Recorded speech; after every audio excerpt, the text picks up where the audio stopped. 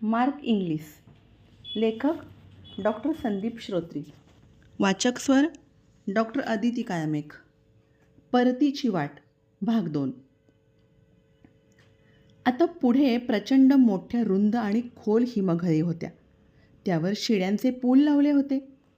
2-3 ठिकाणी उभ्या शिड्या होत्या. एका तंबूचीच होडी करून मार्कला त्यामध्ये बसवलं गेलं. पाय वर खुब्यामध्ये सरकवले. तंबूचं कापड त्या पायांभोवती बांधलं. त्याचे पुढे 2 शेर्पांच्याकडे दोर धरले आणि मागे एक जण धरून मार्कला खाली घेऊन जायचं ठरवलं. सुरक्षिततेसाठी मार्क दोन्ही बाजूंनी दोरांना धरत होता आणि सर्वच जण हा प्रकार अगदी आनंदाने सहन करत होते. जणू काही क्षणातच मार्क समोरील सगळी अडचण, सर्व वेदना पळून गेल्या होत्या. पण सुरक्षित खाली उतरण्याची त्यांना खात्री पटली होती. थोडं खाली उतरल्यावर फुरबा शेर्पा सरदार आपल्या काही सहकाऱ्यांसमवेत गरम गरम सूप, उकळता चहा आणि फेसाळती एव्हरेस्ट बियर घेऊन त्यांचं स्वागत करण्यासाठी वाटेत थांबला होता. रसेलचे आणि त्याच्या सहकाऱ्यांचे मार्कला खूप कौतुक वाटत होते. फुरबा आणि त्याच्याबरोबरच्या सहकाऱ्यांनी त्याला बघताच वाटेतच आनंदोत्सव साजरा करायला सुरुवात केली, नाचायला सुरुवात केली. मार्कला सुद्धा आनंदाने नाचावंसं वाटत होतं, पण 6,600 मीटर्स उंचीवरील त्या थंड हवेच्या ठिकाणी मार्कने बियर घेणं पसंत केलं. हे मार्कचं अशा प्रकारे उतरणंसुद्धा एक दिव्यच होतं आणि ते जवळजवळ यशस्वीपणे संपत आलं होतं. फुरबा आणि त्याच्या शेर्पांनी आता मार्कचा ताबा घेतला. एखादी बंद पडलेली जुनी गाडी दुसऱ्या गाडीला बांधून ओढत नेतात त्याप्रमाणे मार्कची गाडी पुढे ओढली जात होती. पण तेवढ्यात नवीन संकट पुढे उभं राहिलं.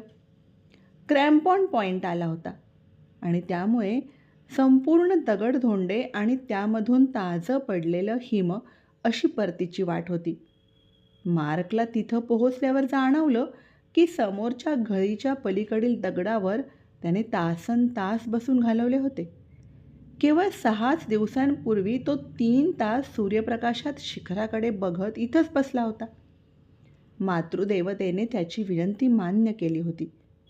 त्यावेळी घातलेलं साकडं तिनं पूर्ण सफल केलं होतं. त्याने पुन्हा एकदा शिखराकडे बघितलं आणि देवाचरणी कृतज्ञतेने हात जोडले. त्याच्या डोक्यावरील मुकुटामध्ये साक्षात माउंट एव्हरेस्ट नावाचं आणखी एक पीस आता खोवलं गेलं होतं. क्रॅम्पॉन पॉईंटवरून मार्कचं विमान पुन्हा एकदा वर खाली होत, अडखळत, दणके खात पुढं निघालं. मार्क मनात विचार करत होता की दगडधोंड्यांमधली ही लांबची वाट आता कशी पार करणार. हा विचार त्याच्या मनात येईपर्यंत मार्कचं विमान एकदम 1-2 मीटर हवेत अलगदपणे उचललं गेलं.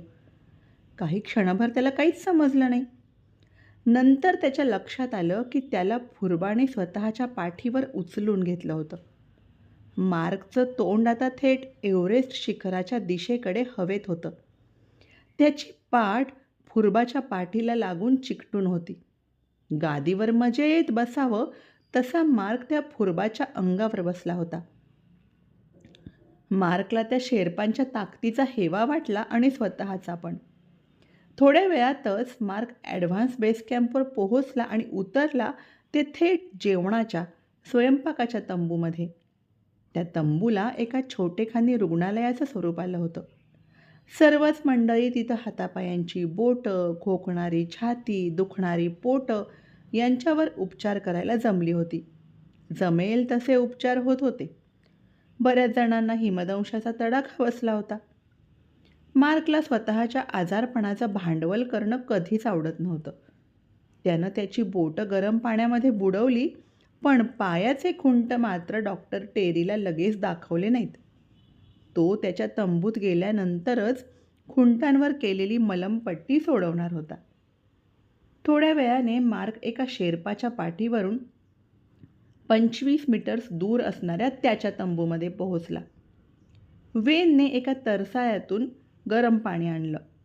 दोघांनी मलमपट्टी केली, जखमा स्वच्छ धुतल्या, पायमोजे, डर्मासिल जंतुनाशक पावडर वापरून कोरडे केले आणि मग शेवटी कृत्रिम पायांच्या सॉकेटमध्ये दोन्ही पाय घट्ट बसवले.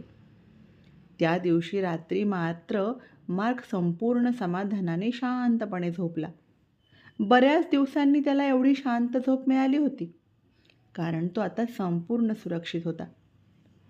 दुसऱ्या दिवशीची म्हणजे 17 मेची सकाळ मार्कसाठी पुन्हा एक रडवणारी ठरली.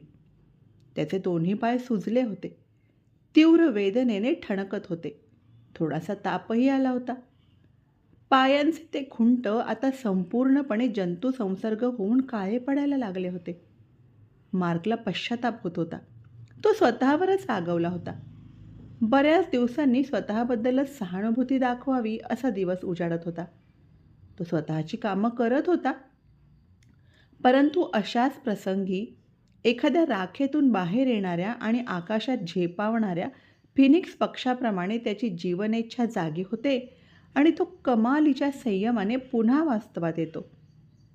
त्याही वेळी त्याने अफाट धैर्याने त्या प्रसंगाला सामोरं जायचं ठरवलं आणि तो मनाने एकदम फिट झाला. त्याची हाताची बोटंसुद्धा काळी पडायला लागली होती आणि कमीत कमी पहिलं पेर तरी कापावं लागणार हे नक्की होतं. डॉक्टर टेरी तरीसुद्धा मार्कला सहानुभूती दाखवत धीर देत होता. मार्कला बोटांची काळजी अजिबात नव्हती. त्याला एकच भीती होती की पायाच्या खुंटांना झालेला जंतू संसर्ग संपूर्ण शरीरात पसरला तर काय होईल, कारण त्याच्या घरी न्यूझीलंडमध्ये पोहोचण्यासाठी अद्याप 8 ते 10 दिवस लागणार होते. त्या दिवसात जखमा चिघळून सेप्टिसेमिक शॉकमध्ये जायचा धोका होता. त्या दिवशी तर मार्कला काहीच करता येणं अशक्य होतं. साधी लघवी करण्यासाठी सुद्धा दुसऱ्याची मदत घ्यावी लागत होती. तो दिवस तसा काहीच न करण्याचा, संपूर्ण विश्रांती घेण्याचा होता. मार्कनं तेच केलं. तो दिवसभर तंबूमध्येच होता. रसेलने शेवटच्या 3 दिवसात घडलेलं सगळं नाट्य त्यांना सांगितलं. अतिथंडीमुळे बहुतेक सर्वच मोहिमांमधील बऱ्याच गिर्यारोहकांना हिमदंशाचे तडाखे बसले होते. ग्रीनवूडच्या जवळील गुहेमधील मार्कला दिसलेल्या त्या हिमदंशबाधित गिर्यारोहकाचं तिथेच निधन झालं होतं. मार्कला ते ऐकून वाईट वाटलं. रसेलला त्याने त्याचं नाव विचारलं. इंग्लंडचा डेव्हिड शार्प नावाचा तो गिर्यारोहक होता. कृत्रिम प्राणवायूचा वापर न करता त्याला एव्हरेस्ट चढायचं होतं. तो त्याचा त्या वर्षीचा दुसरा प्रयत्न होता. रसेलने प्रयत्नपूर्वक त्याचा इंग्लंडमधील पत्ता काढून त्याच्या नातेवाईकांना ही दुःखद बातमी देण्याचं काम केलं होतं. त्यामुळे त्या वर्षीच्या मोहिमांची सुरुवात एका शेर्पाच्या आणि एका गिर्यारोहकाच्या मृत्यूने शेवट झाला होता. अनुभवी कप्तान रसेल ब्राईसने अत्यंत कौशल्याने बाकी शेर्पा, भारवाहक आणि गिर्यारोहक यांचं मनोधैर्य आणि संतुलन कायम ठेवण्यासाठी प्रयत्न केले होते. त्यामुळे मार्कसह उर्वरितांना एवढं यश पदरात पडलं होतं. 18 मे रोजी मार्कच्या एव्हरेस्ट प्रवासातील आणखी एक साहस यात्रा सुरू झाली. ॲडव्हान्स बेस कॅम्पवरून बेस कॅम्पपर्यंत मार्क याकच्या पाठीवरून येणार होता. रसेलनं सकाळीच तसं जाहीर केलं होतं. याक हा 1.5-2 टन वजनाचा, वृषभ कुलामधला, अति उंचावर सराईतपणे वावरणारा प्राणी.